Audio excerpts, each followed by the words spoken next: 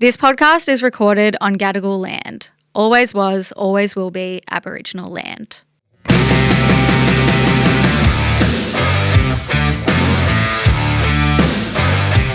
Hey chicks, I'm Al. And I'm Sal. And this is Two Broke Chicks, the show that shares life lessons and tips to help make you rich in life. And welcome to your unofficial guide to enjoying your career. Working 9 to 5. Hey. What a way to make a living. Let's go, Dolly. Yeah, I'm excited. Me too. But before we get into it, what is your obsession of Zivik? My obsession of the week is I just saw that the brand Commodore has released an actual flip phone. Commodore? Yeah, so it's a tech company. You know how lots of tech brands have been releasing flip phones in Yes. quotation marks over the last few years, but they're more like a tablet that you can flip. Oh. This is like an actual flip phone that looks like the ones that we had in the 2000s. I'll show you. Oh my God, cool. I know. So I'm very excited about this because I miss the flip phone, don't you? I don't, you. The cunty little flip phone that like when you would finish a call and you'd be like and like really slap it closed. Yeah. But this retro phone is actually designed to be kind of like one of those like brick phones that doesn't have all the access like the to going social analog vibes. Yeah. So it has the physical T9 texting buttons like we used to have, which honestly, God, I don't even know if I'd know how to do that anymore. I wonder I'm if gonna we have would to like train still have the myself. muscle memory. Yeah. So it is kind of like their answer to a digital detox, which I thought was really interesting. So it has no work apps, no email, no AI. Social media apps are completely blacklisted. So it's literally just a phone that you can use to text and call. And it has like, the same functions and look as a phone from the 2000s. Wow. Yeah, which I think is interesting because I know that some people, I think especially if your work is in like digital media and marketing and stuff, like quite a few people have two phones. They'll have like a work phone, or even some places like their work will give them a phone and then they have a phone for their day-to-day use. So I would be interested to see if like how this actually goes with the launch and if people pick it up and if it does sort of kickstart a bit of a trend of people digital detoxing a little bit and going back to just the good old text and phone call. Yeah, I've seen lots of people even just like these like home phone vibes where you like plug your phone into and it like gives you kind of like a landline kind of vibe. Yeah, or even people that they set up like a little holder in their kitchen and you put your phone in there so that you're not just always carrying it around. Yeah, then you're actually going to hear your phone ring. Yeah, true. Oh my gosh. If they bring it out in pink, I'll consider it. Oh, okay. Yeah. Lucky girl. Yeah. What's your obsession? My obsession is a quick little one, but it's just going to the markets. The last couple of weeks, I've really been like trying to find my little weekend side quests and do something that doesn't involve like going out in terms of like party or like sitting at home in terms of sleepy. So I've been like, what are some little like fun little side quests? And I've just loved going to the markets recently. Love a little thrift. Love a little coffee, especially on like a sunny winter day, but also a summer day. Just trinket hunting. It's just been enjoying it. It's just been my obsession. Just a little one. What's your favourite market in Sydney if you had to pick? Oh, Glebe Markets. Yeah. Yeah. For sure. Also really good. I want to go to the Surrey Hills Markets. Apparently that's really good. Also, I've never been there. Roselle Markets is really good too. What is the best market you've ever been to worldwide? Glebe Markets is definitely up there, but the best one I've ever been to was the one that we went to in Notting Hill. Yeah. In London. 10 out of 10. Which is like the wankiest thing to say ever, but it's true. I was like, I think there was so many times that I like ran up to you and I was like, Tally, what is going on? Yeah. It was easily some of the best thrift shopping for fashion and also for trinkets I've ever seen. Yeah, they had like first editions of like Alice in Wonderland books and I was like, I think just the access that they have in that part of the world of like all the OG things. Yeah. Yep. Agreed. No, I concur. I back that obsession. Okay, into the episode. So the unofficial guide to enjoying your career. Essentially the problem is that like we're all a little bit going through the motions. But hey, maybe some of you are listening going like, no, I love mine. Slay. Maybe you skip to the end. You're ahead of the class. But if you're feeling like you have a successful job in the field that you want to be in, you've got a stable income, you do well at your job, but you still aren't quite happy, on paper everything seems great, but you're like, but what's wrong? Well, this is probably a good episode for you, because on average we spend 1/3 of our lives at work. Fuck. Or 90,000 hours. I know. How insane is that? So it's important to make sure that we feel fulfilled with what we're doing. Yeah. And despite this, many of us don't enjoy our work. And it's important to note that you're not going to enjoy your work at all times either. This is not a guide to toxic positivity in the workplace and being like, I'm so lucky and grateful to be here. Thank you. Yeah. But it is important to, like, if we're going to swing the pendulum of majority of the time, that you do feel fulfilled and happy in your career because, like I said, you're spending 90,000 hours there in your life. Yeah. According to Seek's latest Workplace Happiness Index, nearly half of Australia's workforce are either neutral or unhappy with their job. And the data also tells us that 15% of employees are actively unhappy in their current roles, and around 1 in 3 people are regularly dreading going into work. Yeah, that makes me so sad. Have you ever dreaded going into work? And don't say this morning. Don't say the joke. Yes, of course. Yeah. Yeah, I can think of lots of times. And also there being like stretches of time in my career in the past where it wasn't just like a Monday morning. It was like every single day. I was like, God, I don't want to go to work. And that's a problem. That's not a good feeling to have 5 days out of your 7-day week. Yeah. You know, and I do think even if you have your dream job, kind of like you were saying, and your job seems perfect on paper, a big part of this is hustle culture and that constant expectation to be on and to really go above and beyond what your job description says, which sometimes can be great if you're really passionate or if you've got a big project and you're like, nah, I'm going to put in the extra hard yards. But if it's something that is constant, like nobody can do that 24/7. Like no one can give more than 100% all the time. Like this whole idea of like rise and grind and work being your entire life is why so many people feel burnt out. There's also this thing on the internet at the moment, and it's this rise of the concept of doom jobbing. So this is like corporate doom scrolling. So it's the constant aimless sifting through job ad after job ad. Yeah. And it's the uncomfortable middle ground of job seeking where people know they want a different future, but they don't go for it. And whether that's out of fear or because the whole process feels too exhausting. But people usually tend to this behavior when they've been laid off or are feeling unhappy or dissatisfied with their current role. I've absolutely done this. Same. Have you ever been like looking for a new job at your job and then you had like all the tabs open? Oh, no, I don't think so. That.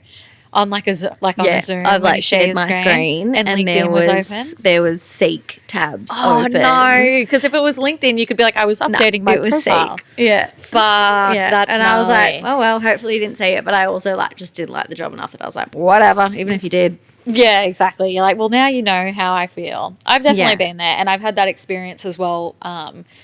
More so in my experience where I've had that fear of not applying for something because I was, like scared of change or didn't want to put myself out there too much, or in a job interview, like maybe not articulating my experience or my passion enough because I was scared. Like, and then afterwards being like, fuck, like why did I do that? Why didn't I put myself out there? So I do think a lot of people experience that in lots of different forms. I've also seen this series online recently from this content creator, Hannah Annie, and it's called My Job is Making Me Dumb. Have you seen this? I think I saw one of them, yeah. Yeah. And I thought it looked really cool. Yeah, so it's not that your job itself is stupid or dumb. Of course, lots of people put a lot of hard work and effort into the jobs that they have, but it's the idea of when your job becomes too mundane because you've been in it for too long and it's not actually aligned with what you want and your passions, and maybe it's not challenging you. Have you felt like that before? Because I feel like we've both been in jobs where you're kind of in the same role for a long time. I'm trying to think. I feel like I definitely have. And like having conversations with some people, it's like you realize that you're good at the job that you're doing and you're doing a good job. You're getting the task done, but maybe it's not stimulating you or exciting you in a way that it did when you first began, or you've hit that ceiling where you're not growing anymore, which I think it's a hard thing to grapple with because, yeah, like I said, you're ticking all the boxes and you're probably hitting your KPIs or the things that have been set for you, but it's just maybe not exciting in the same way that it is, because then you're also sort of doing the same thing day in and day out.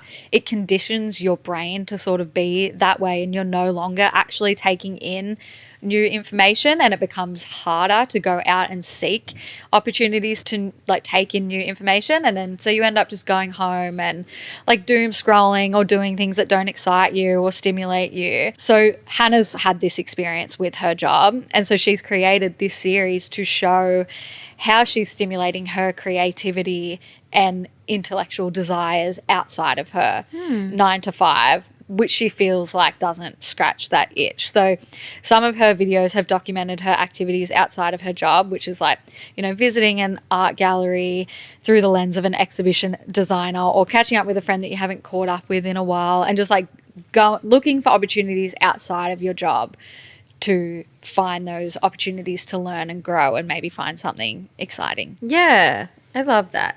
I think as well it does come into a really important conversation around like decentering your work a little bit.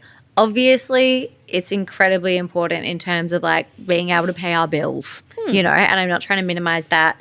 And to also, I want to acknowledge that like when you don't have a job, having a job is like very important. And I don't want anyone to be like, I don't want this to come across as like it's not important, or that like fuck working, because there are people, you know, out there trying to get jobs and they're like, I can't get a job. I would love to be able to decenter my work. Yeah, totally. But I can't because, you know, and that's absolutely such a valid point. But for those who have work as their entire universe, like your work and your career is the sun and everything else is just planets revolving around it, that's when it's time to like decenter work from your life and your personality, because the danger of having an all-consuming job leaves you with zero energy. Like after work, it becomes the center of your universe and you end up losing your entire personality to it. Yeah. We've spoken a lot recently about how we're trying to move away from this idea and this thing of being busy. Like, how have you been? Oh, yeah, good, busy. Yeah. Like, being busy is not a personality trait. And so if you feel like that, and if you know you're stuck in a job or career that doesn't fuel you, you can try to retake those reins back and take control over where are you putting your brain to. There is research surrounding this about like dopamine loops, and you can actually get into a dopamine loop with work, and it's like an actual addiction to the dopamine hit you get from doing work and doing a good job or completing a task. Yeah. That if that is the case, you need to reallocate where you're getting your dopamine from, because I'm absolutely in that, like, have been in that phrase of like being like, I'm going to do this and I'm going to do that. And like, if starting a project is literally like foreplay to you, then like, one, guilty, same, I get you. Then like decentering work is probably something to look at in your life. Yeah, I can see that. And I think a lot of people would be able to relate to that. And I think kind of like what you were saying before, with some people don't really have the choice to decenter work from their life. Also, like, a lot of us don't necessarily have the choice to have control over what we do in our day-to-day at work, and you don't really get to call the shots when it comes to like what you get to do and the things that make you excited. Like, I definitely think people should speak up for themselves more at work and like pitch things that they feel passionate about. But positive psychology expert Jodie Wellman suggests that because we don't have that ability to exercise agency and free will as much at work, because we have like tasks or expectations that we're getting paid to do and that we have to do, using agency outside of your job is so important. And that is an important step of decentering work from your life and like actually looking for things that you can control and get enjoyment from outside of your work. So whether that is like starting a new hobby or joining a fitness class or a sports team or volunteering even, or signing up to a course to learn something that has nothing to do with your job. Like looking for a sense of purpose in your life outside of your job that kind of fuels some of those things for you. And like you said, that could replace that dopamine loop for you, because it's like, yeah, you might be learning a language or pottery or something, and it's like at the end of the day you're doing that purely for yourself. Like there'll probably be a teacher there, you know, being like, good job, or like you can work on this, but you're not being held to the same standard or expectations as you would be in the workplace. It's like purely for yourself. Jodie also says that there's a cultural expectation that work is an almighty delivery system for purpose and meaning in life, which a lot of people associate their entire identity with their job. And if you have a shit day at work or you make a mistake at work, you're a failure. Like I think a lot of people feel that way. So if you do feel like that, one, know that like making a mistake at work probably isn't going to be the end of the world for most people. Like if you accidentally send an email to the wrong person or something, like it's going to be okay. And that's why it's better to focus on some of those small changes outside of work that you actually can control. What are some of the ways that you decenter work from your life? I think trying to have more activities and things going on in my 5 to 9. So obviously, like your 9 to 5, it feels like the work week, like Monday to Friday. Previously, I would have looked at it like that's just entirely work. It's entirely dedicated to work. And then I think when we went through lockdown and it was harder for us to figure out when the boundary and when the work day started and began, like that was harder to switch off. So I think I just try to have like little things on during the week that add a little bit of joy to every work day. So even if that is like knowing that I've got my favorite TV show to watch, or like a certain YouTube video comes out, or you know, trying to catch up with people during the week, just like little things like that to look forward to between Monday to Friday, I think is so important. 100%. I think changing environments is absolutely the thing that like signals to my brain being like, no more. Yeah, the physical sign off, close the laptop, leave the office. Yeah, so it's like, and, you know, there's a lot of conversation around, you know, work from home versus office. Yeah. And I think going and changing environments is absolutely one of the best ways to decenter work from your life. And so going into an office, working in the office and then going home, like that to your brain signals, all right, time to switch off. But whether or not that's going to a cafe, whether it's, you know, going to a market, like what are the changes? If you are on a weekend and you find yourself and you're thinking about work the whole time you're at home and you're thinking, I'm going to pick up my laptop and do a little bit of work, you need to immediately change the environment. Go for a walk outside, go up to the shops, have a little walk around, go for a David Jones sale or something like that. Yeah. You know, and change the environment and make it an environment that you would never work in, like making it impossible for yourself. For your brain to associate work to that environment is how you can decenter it, because you have never worked there before. Why you're not going to walk through a market and open up your emails? Like you've just never done that before in your life, so why would you do it now? And so that's like a good way that I've kind of decentered it, because I'm like, if I have done it in that environment, I can have the habit of reaching for it or thinking about it. Yeah, that physical shift. I think as well, like having, if you struggle to set those boundaries for yourself, like using your focus tools and do not disturbs on your phone is also a great way, and make them automatically turn on to 5:30. Bye-bye. No emails, no Slacks, whatever it is that you can't even see it. And it might be a little bit of a process. Like you might, you know, be checking it out of an anxiety loop that you're in, but it will get better. Yeah. exactly. It's a muscle that you have to build. So how to kind of flip this a little bit and how to actually enjoy the 9 to 5. We've spoken about how to enjoy maybe the 5 to 9. Yeah. But now to flip it. Yeah. Flip it and reverse it. Yeah. Okay. The first step is build your career garden. We've all heard of the career ladder. It's a very traditional term that probably a lot of us are used to, but it's outdated and it's not really relevant to the development and well-being of ourselves in our career in the modern world. So the career garden is a concept that we're going to use to replace the career ladder. Your career garden is basically just another way to reframe your professional success.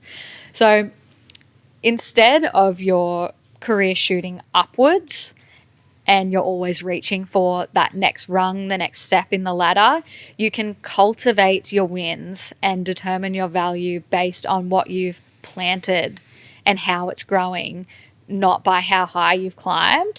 So it's more like looking at it like in a kind of more even, horizontal, holistic way rather than something that is always having to improve and you're always having to climb for and reach for. So just like you would if you were gardening, you are, tending to the seeds and the plants and you're watering things, and like some things might start to die and then you can get them back. You can bring them back to life, and it's more about looking at it as a way that something that you can take care of and is ongoing and always growing and always changing. And you can also get to a place where you're kind of like happy with it and maintaining it, and you're not always having to feel that pressure of like going up and chasing the next thing. 100%. There's also a thing, like a framework called the 12 points of pleasure. So it's basically a self-assessment tool that involves analyzing 12 categories and using a ranking system of statements in those categories to work out what you most align with. Because sometimes we've had dilemmas from chicks sent in that it's like you end up in something that you're like, I actually don't know if this is fueling me. I don't know if this is soiling my garden. What is it? Fertilizing. Yeah. Yeah. So the 12 points of pleasure are the pleasure of making money, the pleasure of beauty, the pleasure of creativity. Then it goes into understanding, self-expression, technology, helping others, leading, teaching, independence, order, and nature.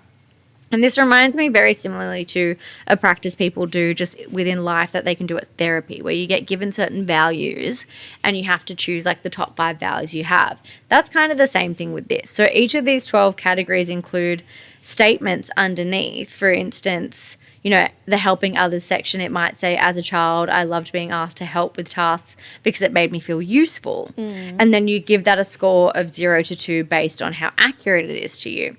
So this allows you to kind of see whether what you're doing now meets your 12 points of what you want to be doing. If it does, amazing. If it is maybe in the middle, it can help you realign where you want to spend your time in your workplace. And if it's completely batshit fucking gone out the window, you can be like, maybe time to hang up the tools. Yeah. Yeah. So this is a really good strategy to reflect on what matters to you most. And I really love how there's no wrong answer. Yeah. I think of myself as quite an ambitious person, and I am like, I make the joke all the time that maybe one day I'll just go work in a book cafe and blah, blah, blah. But then you always laugh at me because you're like, you literally wouldn't be able to do that. Like you would evaporate. Yeah. I think you'd be able to do that, but sometimes you'll be like, I'd go like live in the woods and, just read all day. And I'm like, the book cafe, I could see you'd probably turn into a franchise. Yeah. It would be like a worldwide success. But, yeah. yeah. And that's me. Like I right now, I feel like quite ambitious, and having ambition is important to me in terms of purpose. And I like that. But I also think, helping others, self-expression and creativity are so important to me in terms of life and ensuring that my work reflects that. Yeah. And if I am feeling overwhelmed or stressed, it's probably because I haven't been leaning into those 12 points enough in work, what are the 12 points that you're like immediately drawn to? I think that Kissing? Yeah, kissing. Oh wait, shit, that wasn't on there. Oh, damn, we'll have to add it. 13. Look at 13. I think that it probably sounds wanky, but the helping others one, I think, is surely the one that most people or a lot of people align to. Because what popped into my head is whenever we get like some of my favorite episodes to record are the like chicks chats and advice with the chicks, and when people actually trust us with their dilemmas and want our advice, or when we get DMs from you chicks and they're like, just want to say like, I love the cheat sheet, like I've, you know, just moved into a new house and I was able to get XYZ on sale, or I've been looking for these boots forever and finally got them. Like, even if it's just something that small, or if it's like a serious dilemma about a relationship or just feeling like they belong to a community, that's definitely where I get the most like joy and pride out of our work. So yeah, I would probably say that one. Agreed. Yeah. But yeah, I really like that because it's self-assessment and reflection is honestly like the best thing you can do for yourself to understand where you want to go. But at the end of the day, like, career, like we've said, is so important. Work is so important. And as someone who, like, you know, really is lucky enough to enjoy their career and their work and gets a lot out of it, it's not the number one priority in life. So, like, you're not, and I've said this before on the podcast, you are not going to get to the end of your life and you're like, they're doing the eulogy and they're like, oh, she always made a great spreadsheet. Yeah. She was never late for a meeting and she always replied to emails in the same business day. No one's going to say that. Yeah. You know, so really looking at what you want in life and enjoying, but remembering that, like, yes, we need to work to pay bills and do that, but you don't live to work, you work to live. And that is like, if I could tattoo that on my forehead, I would, for myself and for everyone. I got you a tattoo voucher for your birthday. Let's go. I'm pretty sure it was a matching one. Damn it. So. Well, I can't wait. I'll get on my ass. Yeah. Ooh, tramp stamp. Love that. Would you get a tramp stamp? That was a yes. Yeah. Well, on that note, this is a wrap for this episode of Two Broke Chicks. Thank you so much for having us in your ear holes. We love to be here. Love it. Kisses, cuddles. Bye. Bye.